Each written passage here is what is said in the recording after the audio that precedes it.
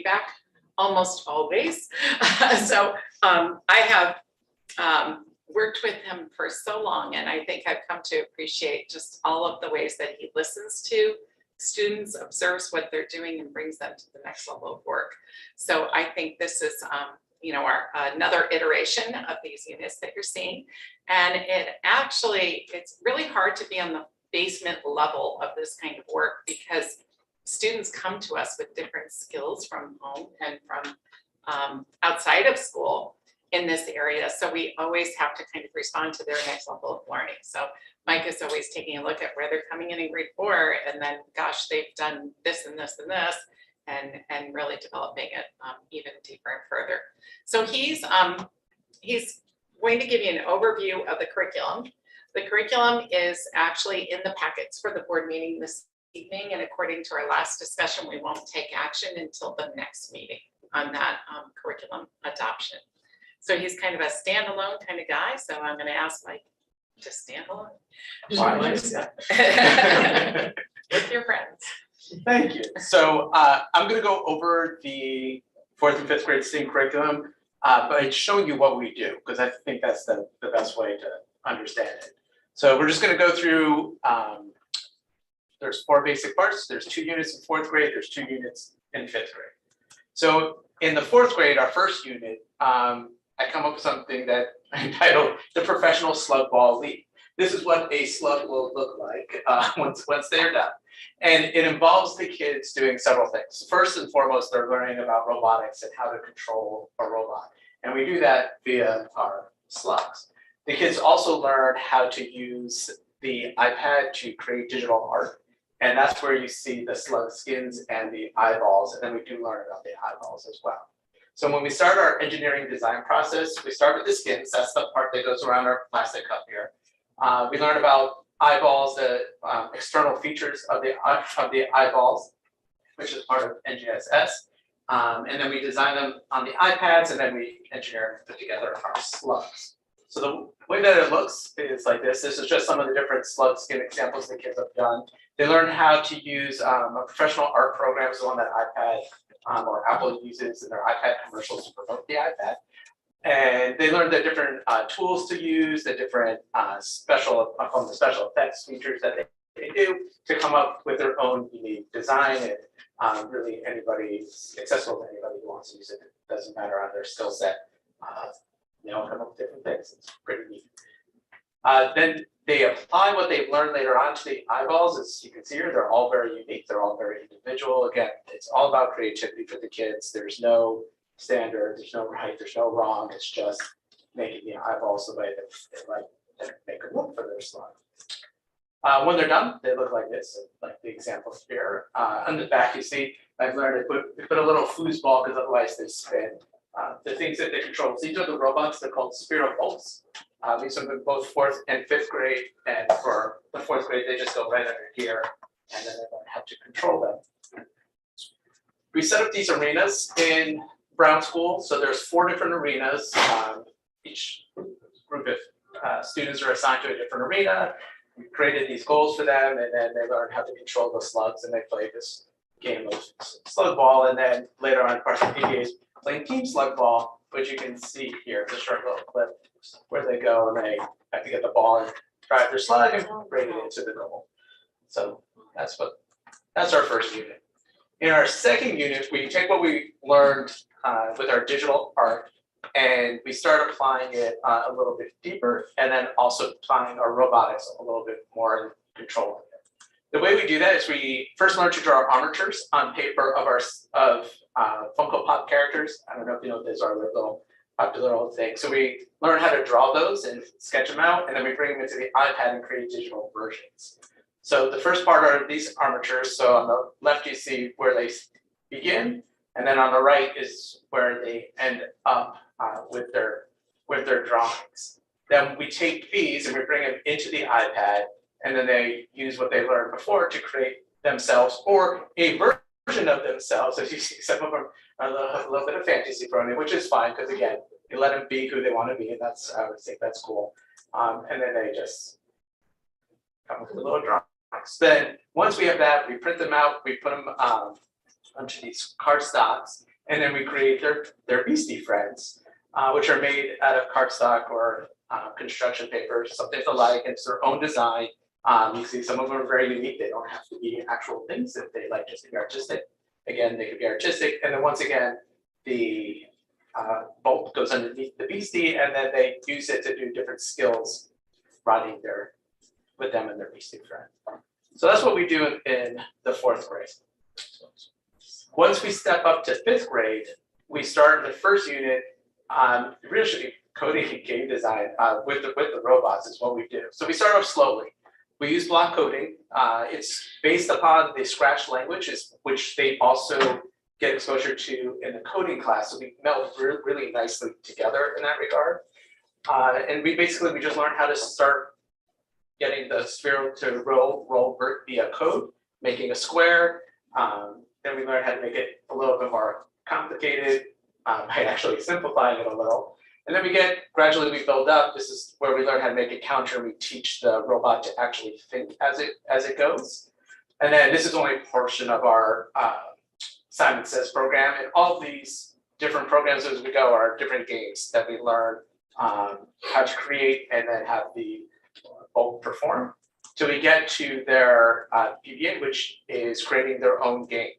And you can see their games are going to look all really unique to themselves. This was rock, paper, scissors that they did. This was a game of tag kids created. And then red light, green light. And again, it's open-ended. They work with partners so that they can talk with each other. They even talk with people who are not in their groups just to collaborate.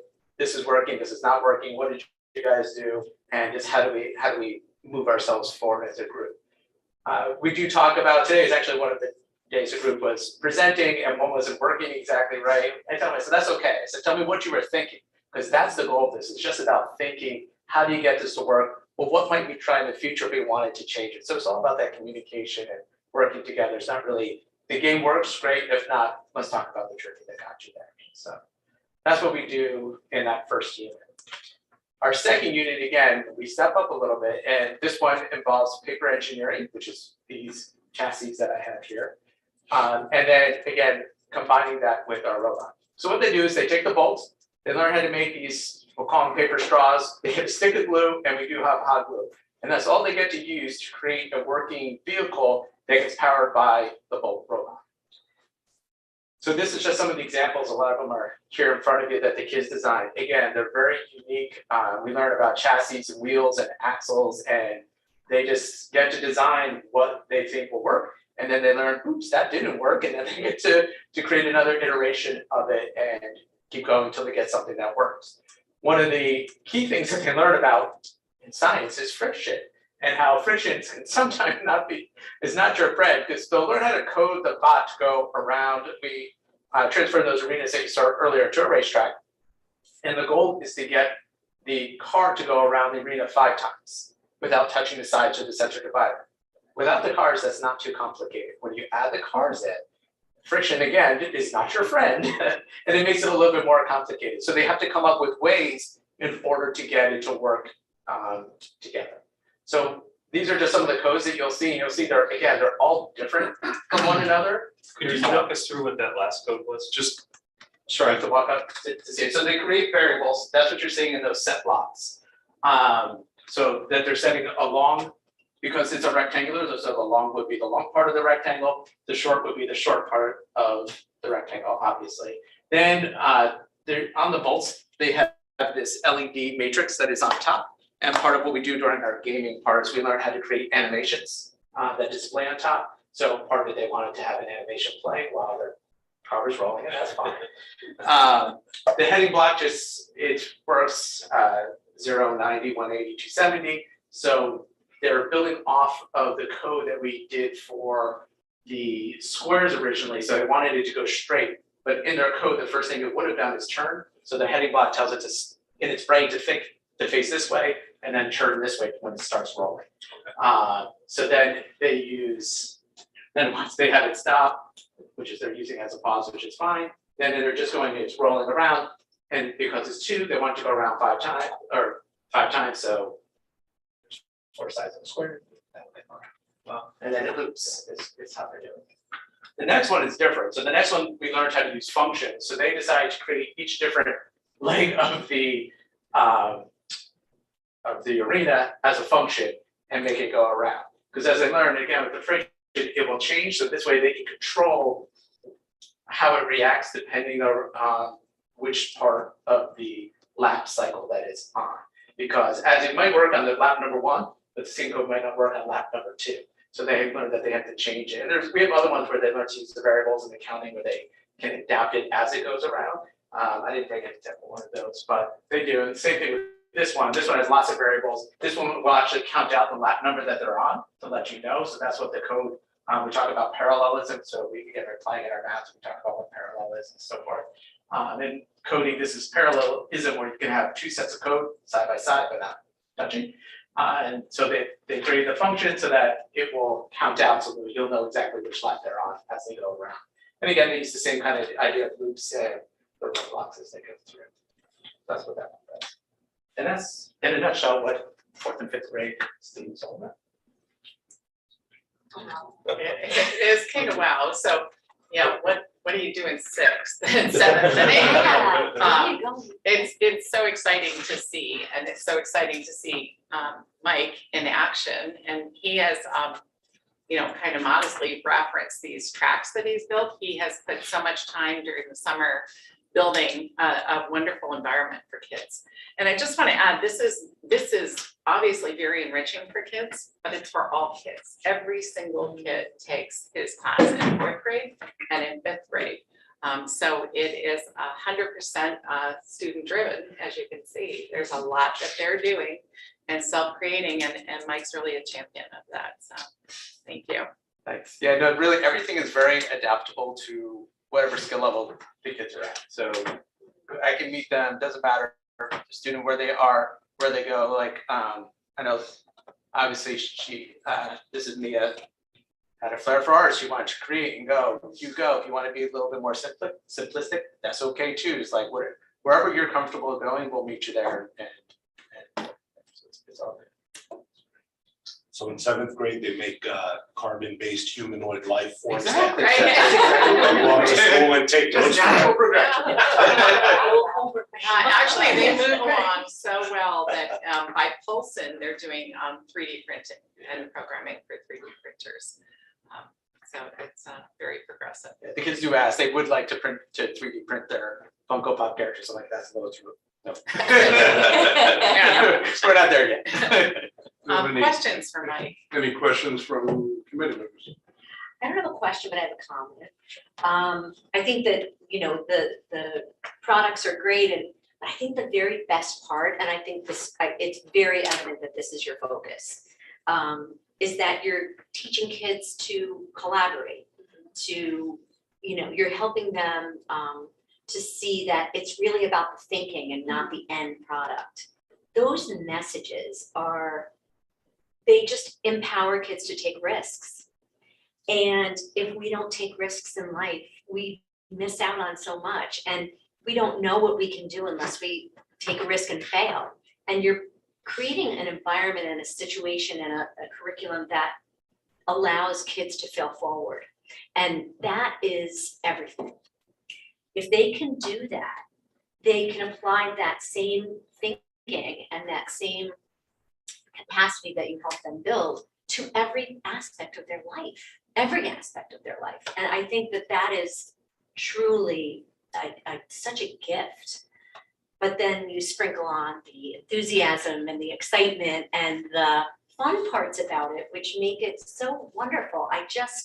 There's just so many things I love about this. But the safe space to take risks is an amazing message to give to kids, and thank you so much for that.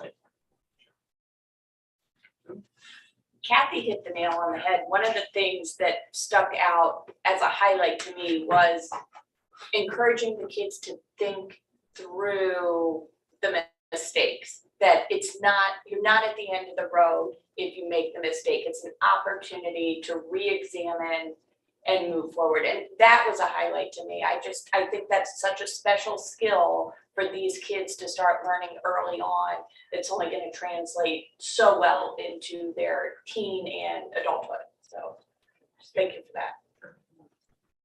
I can't agree more. You know, and the phrase that sticks with me in your presentation was, tell us what you were thinking. You know, I mean, there's so much in education, you know, traditional education, where there's the right answer and the wrong answer, and you're in pursuit of that.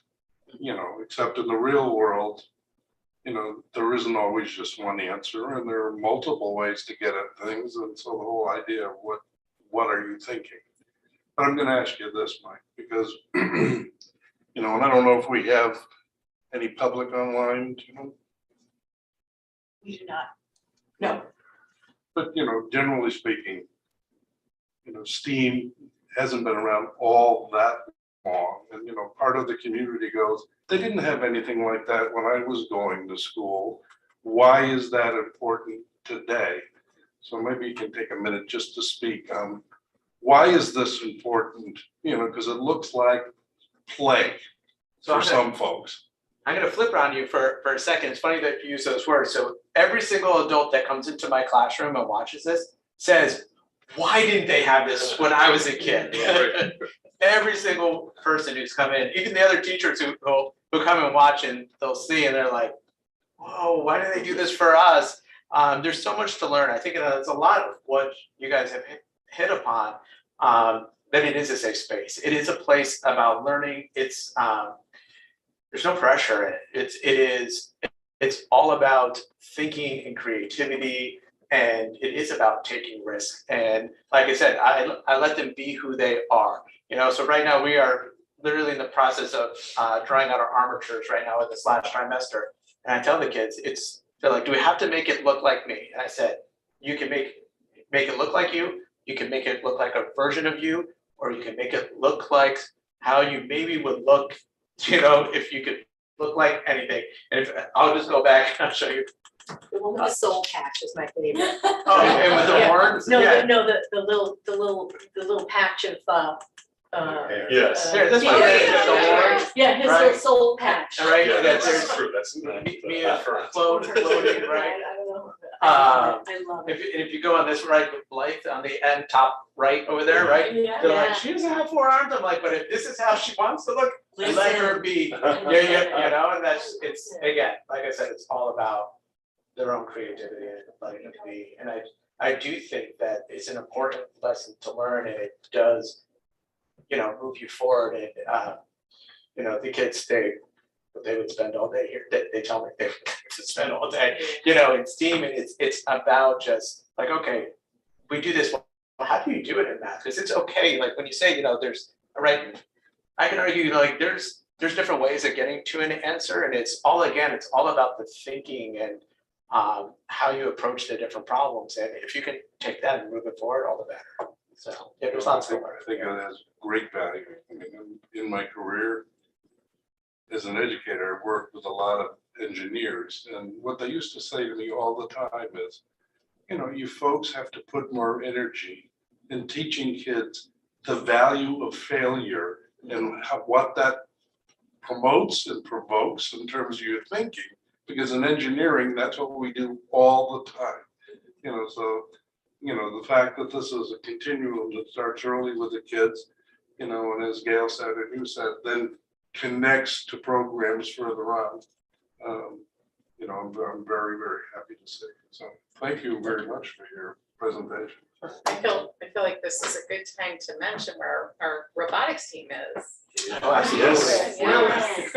right? So They are in Texas. I'm gonna announce it at the board meeting. They didn't win, but they did quite well. And so they had 2 days of competition. The whole community supported the robotics team, which was great. In multiple places did fundraisers for them. I was just sitting here thinking though, I've never heard a teacher's classroom described so accurately by people who may not have ever been in there. I'm assuming you all haven't been in Mike's classroom, but that's exactly the way you described it was exactly what I witnessed when you go in there. Every student is engaged. I've never seen a student disengaged. Never seen a student kind of off task. They're just always excited to be there, and that's not always the case. But you know, you can just tell they're running down the hallway to get to Mr. Ginsburg's classroom. You know, it's you know, every student's all on their own path. And they are making, you know, they are, they are making mistakes, like you see that, you're failing, you know, that, and it's a fun failure, you know, they're just excited, okay, if I do this, I bet you they're up at night thinking about it, like if I just make the wheel a little bit more rounder, it'll work, you know, it's great, and Mike's, you know, that a sage on the side, you know, he's not the person on the stage, he's just helping them, you know, work through their issues. The newspaper article on the team and the trip, you know, what stuck with me that I just loved, I said, yes, was you know, one of the kids or several of the kids say, the way this works is he never tells us what to do. Yeah. As in never. The whole program is designed, work it out, team, figure it out, but you know, Yeah. we're not gonna solve the problem for you, which is perfect. Thank So you.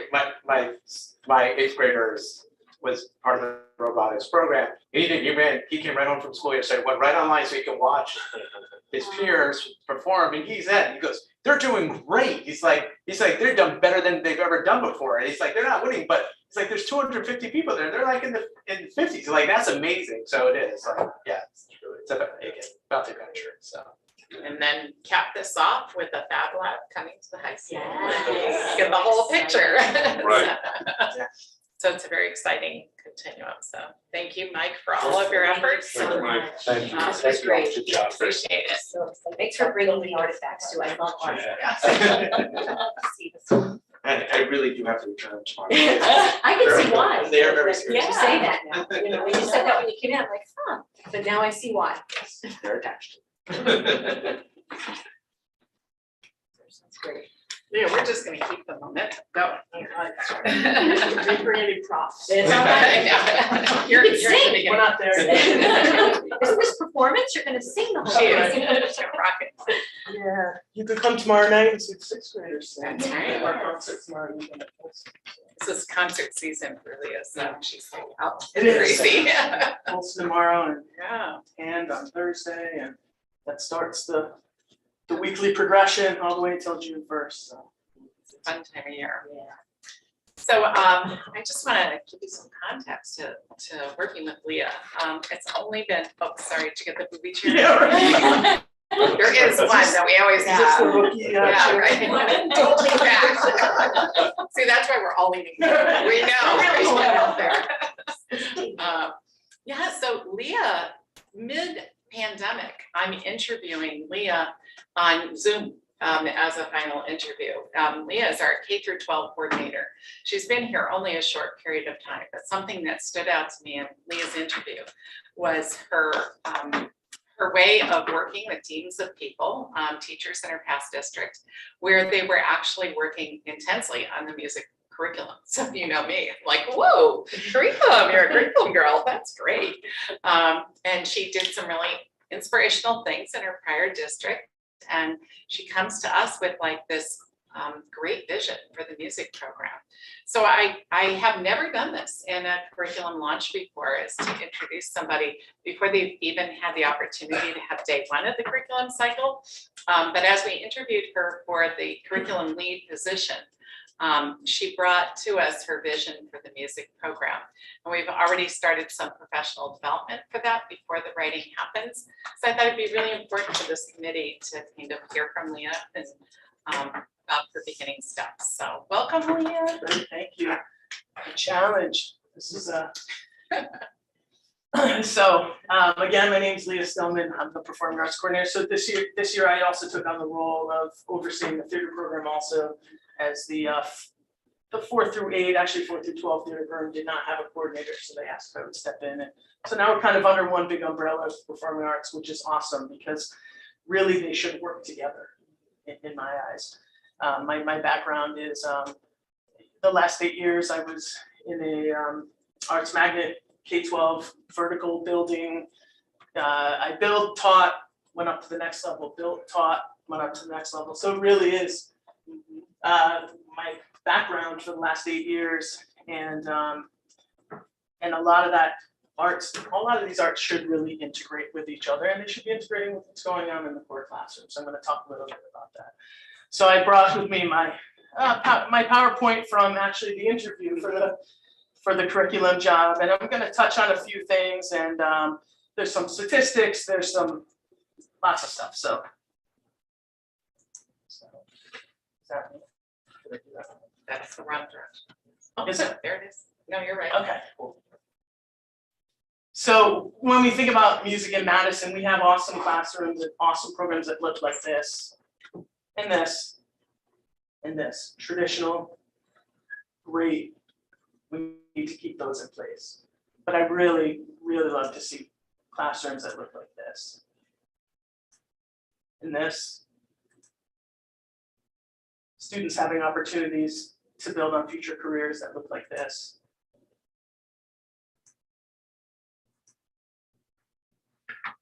And studio space and the ability to really take our music program into what should be the 21st century. Building on what is popular right now, what's driving kids beyond just playing an instrument, not just, because that's a huge piece of it, it's where I come from. Singing, vocal development, foundational skills, but really being able to look beyond that and give our students in Madison opportunities that they can really take beyond hand, as they get up to hand, beyond hand, and look at where are we going career-wise in the arts. So our program, as we start with the profile of a graduate, really touches on three of the modules from the profile of a graduate. So where does the performing arts fit? Critical thinking across the board, theater and music. Especially with analyzing, we work off of a National Core Art Standards, which is all about creating, listening, developing, critiquing, all the things that we want students to leave school knowing how to do. Collaboration, working with a group, whether it be performance-based or otherwise, and product creation. And that could look like a theater classroom. It could be learning how to block on stage, how to move, dance. Here's that picture again. It could be creating digital music in a classroom, or it could be performing on a traditional instrument. So we really, really broad spectrum of what we should be doing in the music and theater classrooms. And I really, when I think about, now we're very early on in the stages, so we haven't really started the meat of really diving in to the next step of really developing our curriculum. But what I think about, how are we gonna get there? That's where we are. There's three main places where we're gonna draw from. The first being the classroom. How can educators provide the support needed to allow students to participate in developing their own learning experiences? Not just teaching from a book or saying this is the note BAG, these are the notes BAG, but how do we push beyond that and really get that higher order thinking within our program? And that comes from the classroom, it comes from the school as a whole. How can schools bring students into the process of identifying a diverse and comprehensive set of learning opportunities? Diverse, that's where we want to go with this program. We need more diversity, we need to pull more students in to our programs. And then our community.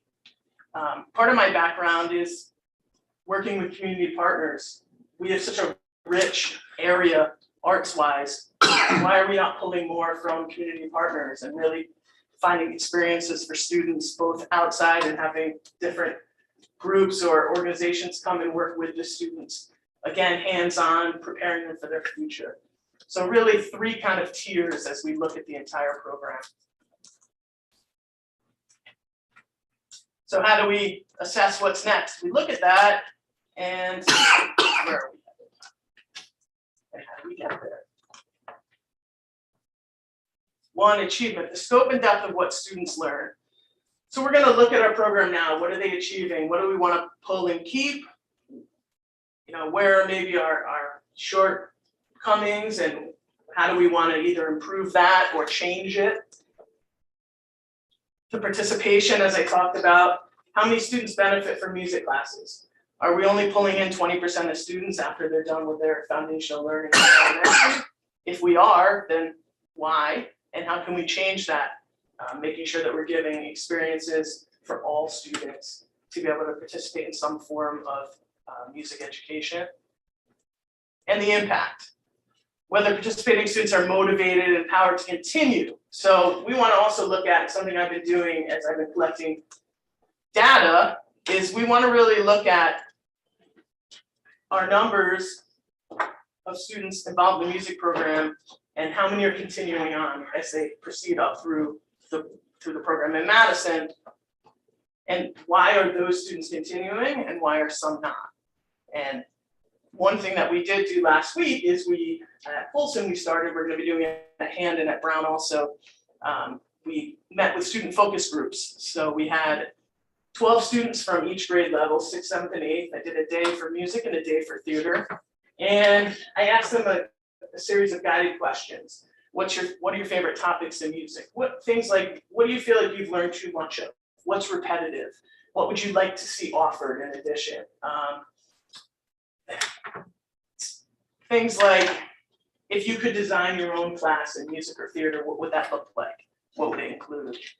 So we're gonna take a lot of that feedback and we're gonna use that on the next half PD day, the last one I have with my staff. We're gonna look at those comments and we're gonna use that to drive what direction we wanna go. So like I said, we're gonna dissect the data. I'm also looking at different similar school districts. I'm looking at every school district in Connecticut, but then we'll break it down by ones that are similar to ours. What are they offering? How does that look different? How is that different from what we're offering? That sort of thing. What should we be bringing in and offering our students here in Madison? So here's just some statistics. The percentage of students who elect high school ensemble classes has been declining steadily over the past several decades. These are US statistics, but this is not uncommon to what's happening in Madison a little bit. 21% of US high school students currently elect band, orchestra, and chorus, or a performing group, a decrease of 10% in just the past 10 years. Again, these are US statistics, not specific to Madison, but they do really paint a picture of music programs in the US. The strands of singing and playing ensemble instruments have long been a focus of school programs, but here we go. Harmonizing instruments, guitar, piano, music composition. They've existed outside of K-12 schools for centuries. Lately, as we know, they've become part of the school curricula. We have this incredible lab up at Hand that right now is, I believe, underutilized. So we have the equipment. We've brought in one clinician already to work with the middle school and high school staff to look at the possibility of different courses and crossovers and how we can use that lab to its fullest. There's been an increasing popularity of music composition, like I said, with music software and technology, so it enables students to explore and express musical ideas that could have only been not been imagined 20 years ago. We really have come a long way with technology, as we know, and it's just ever changing. Students highly involved in theater are more likely to be reading at a high level of proficiency by grade 12. Something that I've done in the past is bring in a theater group to work with students on, and you take your lowest readers and you make them the narrators. And you then what's happening is they don't even realize that it's increasing their comprehension and their reading skills and everything, but they're in a theater classroom. So really bridging that piece. Young children taught in theater arts integration classrooms have higher attendance rates. And a study, you might know this already, a study of Nobel Prize winners in science revealed that most have arts-related hobbies. We know there's a direct connection between the arts and sciences, which is why we need more of our students involved in these programs, because it's only going to increase everything else that we do. Theater can help young students build an understanding of scientific practice concepts. So just some statistics. So how do we choose our courses and offerings? Will the courses appeal to students who are not already electing? What I did with the focus groups was we had some students that also are not currently in music classes or theater classes. Why not? What would be the pull or the draw to get them to be more involved? So we're really looking at the broad spectrum of every student represented in Madison. Will the courses provide opportunities to teach a variety of standards, including listening and creating?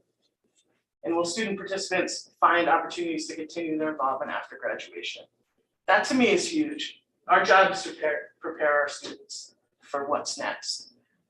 And we have students at hand right now that are bringing in their own equipment to use the tech lab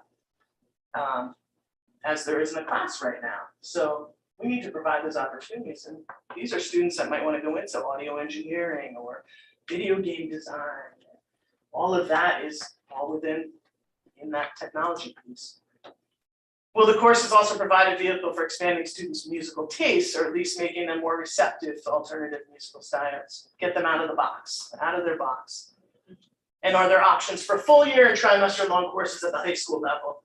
We need to make sure when we're offering these electives that students aren't pushed out because they don't have an entire year of room for a class. They might have a trimester here, a trimester there. How can we fit those opportunities in for them so that they can really get the broadest educational experience possible? So that's really the middle school and high school level, but how do we then provide the proper foundation to be able to offer these experiences at the middle and high school levels? That's all about the foundation at the elementary school. And what does that look like? Right now it looks traditional, and I do agree that traditional music, traditional general music is super important to the foundation. Movement, using our bodies, sound exploration, voice exploration, all of these things. But why not bring the technology down to the elementary school? Give them experiences in that too, where they can really run with it. So where are we now? And what's next? Like I said, we've started some professional development. We brought in a clinician to work in the tech lab. My goal is we're doing some curriculum days in June with the music and theater staff. And my goal is to bring in some experts in the field. I have today, actually, I secured an elementary music specialist who's retired over 30 years in the classroom, very innovative, local. She's going to come and work with our elementary teachers. Also, we're going to bring in the tech guru back, and she's now going to work with our teachers on curriculum development beyond just the skills base that we started to learn in the classroom. So those sorts of experiences. I'd really like to bring in some really dynamic, energetic clinicians to work with the staff to really spark the creative piece, to really think outside the box.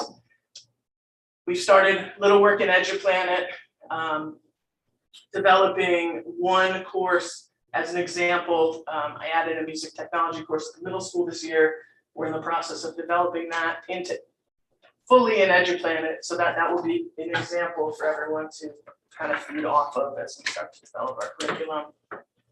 And this is the biggest piece. We really need to vertically align our program, both music and theater. That foundation is so important, like the most important in my eyes. And if we build the correct foundation, everything is going to build from there. And the buy-in's going to be even more, and it's that vertical alignment. Where are we going next?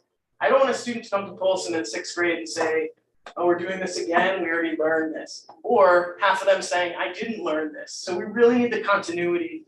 We need everyone teaching the same thing across the board. We don't have a curriculum now. So this is like our chance to really have, I keep telling the teachers, this is our chance to have backing for our program, right? This is our chance to have, look to the curriculum, right? So now we know where we're going. They learned this already. What's next? So that vertical alignment is the hugest piece of it. And again, our scope and sequence, which goes along with that vertical alignment. So we talked about the student focus.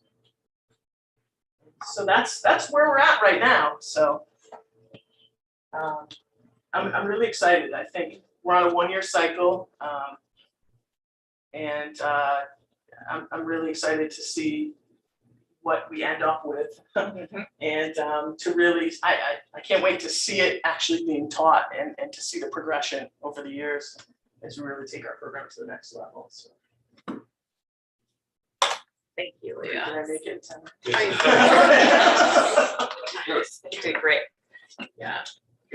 So Leah, thank you, welcome, Sure. it's nice to meet you. Twice. The chair. talk about the hot seat. Right. Present things, but it's interesting because a lot of people in Madison feel that Madison is like a sports crazy town. But second only to sports, we've got a huge performing arts and fine arts community. You know, we have a hugely artistic and very talented community and a bunch of people who were this when they were younger, you know, and have jobs that are in some industry that's related. And we have a decent number of students. I'd like to see an even more significant number of students selecting arts programs in college. And I think this kind of vertical curriculum might launch that and support it. Couple things. One, I think one way to get more of the kids involved in the classes, which is one of the questions you raised, is to reach out to the parents. Because I think the parent community, a lot of them, a lot of parents, and actually a lot of the kids too, are on this track to try and get into an Ivy League school or something.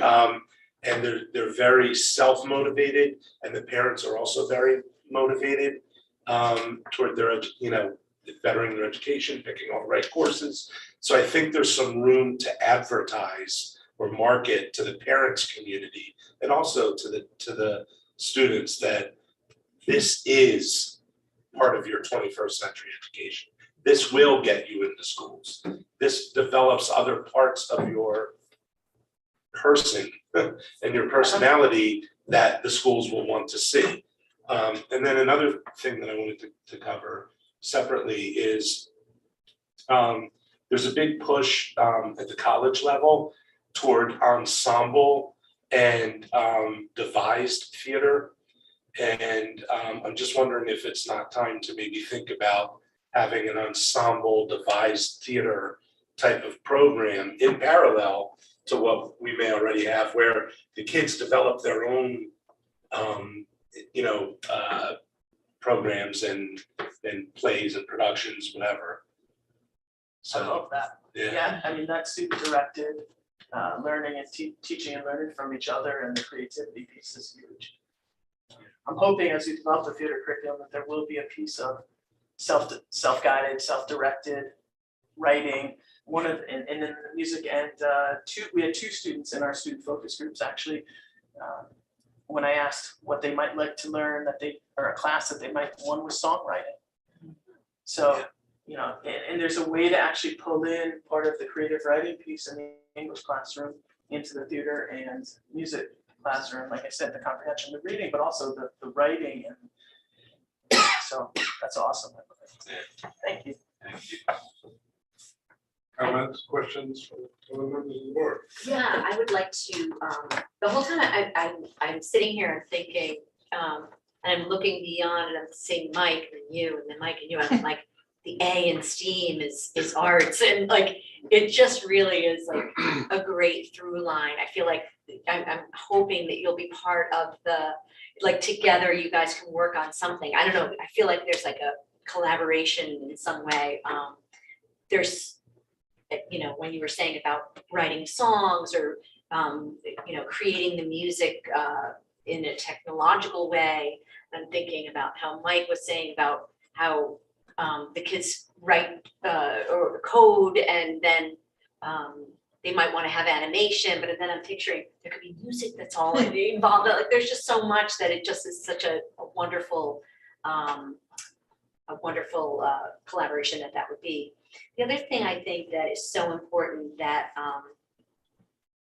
is sort of like wrapped around all of this is the fact that social emotional learning is so embedded in the work that you're talking about, and how kids really right now need to express in different ways and have agency around how that's going to be.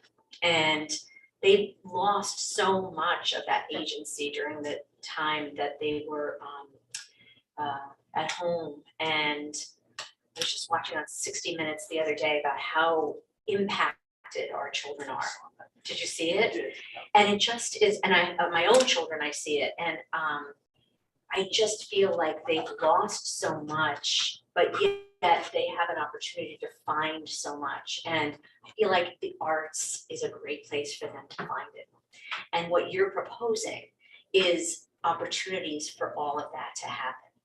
And I just could not be happier. I mean, I just feel like there's just so much for everyone in what your vision is here.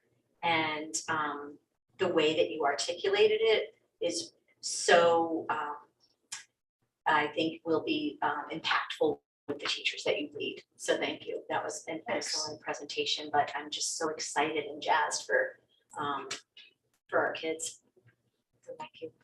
Why aren't we pulling in, 70 to 80% of the student body? I mean, let's get real, not every student, but why is there a drop off after, third and fourth grade, fifth grade? So, Opportunities, and I feel like that you're creating, your vision includes, just opportunities and options, and I think that's wonderful. Thank you so much for being here. And, I think something that you're looking to implement, that you've already started implementing, getting the student feedback about what interests them. I mean, they're in tune, especially through their access to social media and YouTube and everything else. TikTok. Yeah, they're so in tune to the different forms of art media and music and theater and how that all interacts with one another, that they are going to help shape what our new opportunities are. And that, in turn, hopefully, will increase the participation in those classes, and then also just marketing, again, like Seth said, to the parents about how do the arts correlate. My husband did an MBA at Yale, and they brought in the theater department to help them with orating, to feel comfortable in front of a boardroom, giving a presentation. So there's so many layers to how things can interact that, it's going to be a really positive thing for the kids. Agreed. I mean, our access today versus 20 years ago is so different. Like the students' access to what they have. I mean, I have my own 2 teenagers at home, so it really is, we need to really feed into that in a positive way, right? Right. And agreed. I mean, there is such a crossover. My background is this whole child, right? The whole child. We need to really touch on all that. It's clear that is. Welcome to the district. Thank you. And I appreciate your presentation and agree with everything you're saying. I'd love to hear that music and the arts are not viewed as a peripheral part of a curriculum, that they're knowledge and skills, and it needs to be scaffolded, and we build it along. And those skills are increasing and they're changing, and technology is a huge part of it. And but this is what I'm thinking about. Why do we teach music and art? Music and art and musical and artistic expression is one of the things that distinguishes us as human beings. And, it's a quality of life thing from my perspective. And, I always get stuck when I talk to people and they go, well, you have music and art for those kids that is their particular interest and they may want to pursue it. And I don't disagree with that. For those folks, that will resonate and we want to support that. But I look at it and I go, it's a quality of life issue that, how can we go through life without music or without arts? And so, when we look at how do we increase the numbers, I look at it and I go, there's a reason why we teach music and art in schools starting early on. Because somewhere along the line, we decided that was important for everybody in terms of their education. So I don't know what your thoughts are in relation to, but there's, aside from how it contributes to other classes, which it does, And aside from that, there are specific skill sets that have to be cultivated. There's that whole qualitative piece about how do you go through life and appreciate music and art. But yeah, you think back to early days in Greek, in the Greek times of education, way back, music and art were one of the main core Exactly. subjects, right? They didn't have enough history to learn yet. Right, so it was. And they weren't handwriting, maybe they were beyond stone and, right, but you're right, I mean. And to Kathy's statements, to be able to explicitly say to kids, listen, music and art can contribute to the quality of your life. There's a space that you can go to when times are hard, where music can help, For sure. and it's not just about, well, you can do this pathway and end up in a career in music. I mean, you get my point, but I need to say. You're right, though. You talk about school climate, you talk about the pressures that kids face and the sad survey results that we've been getting about kids being depressed and anxious. And it's a gift to find something to give to some of these kids who inevitably will adopt a strong appreciation and, tune out and do artwork or listen to music from a deeper angle or a different angle, a different approach to help them relieve stress. So, I think that is very important, even in that perspective. So. I just feel compelled to add that it also helps kids to find joy, right? Yeah. And enjoy That's our learning. mission. So I was in an art class last week, a bunch of portrait artists and landscape artists, and the teacher says, this student's a really great singer. He says, sing for Misty H. And the students like a little shy, held back a lot, kind of new to the system. And then belted out Hallelujah, like you would not believe. And I was just so taken with kind of that combination of here I am in this art class and the music is flowing into the art class. So it was just a beautiful moment. Clearly the students felt that they had confidence and a place to share all of those talents. So it was really a nice tribute to both departments. But I also feel that I need to add that Leah coming in the midst of a pandemic was a super big challenge because there was all of the conversation around aerosols and do you have music and how do you play instruments and how do you sing. Leah was in on every single call around the guidelines for that and really crafted how we were going to continue our music program in the pandemic. So I that was just huge and heroic, but she was determined that we still give a quality music program and experience to kids. So there's all of those devices that went on the ends of instruments. She was instrumental in getting the funding for that and finding ways for kids to sing and tents outside in the rain and not in the rain. It was amazing and really coming in new to the district, not even knowing the music teachers, not even knowing the parents, not even knowing the kids. I just have to give her an extra pat on the back that she didn't let her program die. So thank you, Leah. It's good for kids, right? Good for kids. And Good I'm for us. grateful to work with great administrators who said, the answer's not gonna be no, it's gonna be how can we make this work? And that's, that's the team approach. And that's, thank you. Very glad you're here. So So glad. hopefully I don't have to read, like I said, any more aerosol mitigation strategies. Oh my God. Volumes. You're like, what does this mean? Boil it down. I do not know. Thank you. Thank you so Absolutely, I look much. forward to sharing the next phases. Yeah. So. Can't wait to Do hear. we have any of the public online? No, we do not. Generally, we open up for public comment. Yeah. Of the public. Thank you. Okay, barring anything else, we'll adjourn our curriculum and student development committee at 6:25. Thank you so much. Thank you for your time. That was great.